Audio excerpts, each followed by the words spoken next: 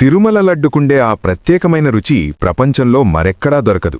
300 ఏళ్ల క్రితం లడ్డూను మనోహరమని పిలిచేవారు.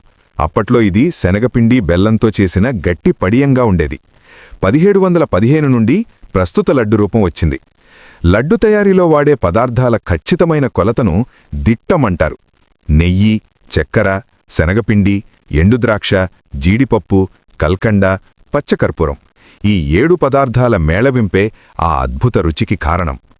లడ్డులు తయారు చేసే పవిత్ర వంటశాలను పోటు అంటారు. ఇక్కడ వంట చేసేవారు అత్యంత నియమనిష్టలతో స్వామి నామస్మరణ చేస్తూ వీటిని తయారు చేస్తారు. ఆ భక్తి కూడా రుచిలో భాగమే. తిరుమల లడ్డుకి భౌగోళిక గుర్తింపుంది. అంటే ఈ ప్రపంచంలో మరెవ్వరూ ఈ పేరుతో ఈ రుచితో లడ్డూను తయారు చేయలేరు, అమ్మలేరు. అదే పదార్థాలతో మనం ఇంట్లో చేసినా ఆ రుచి రాదు. స్వామివారికి నైవేద్యంగా సమర్పించిన తరువాతే దానికి ఆ దివ్యత్వం వస్తుందని భక్తుల నమ్మకం. మీరు మొదటి తిరుమల లడ్డు ఎప్పుడు తిన్నారు? కామెంట్ చేయండి.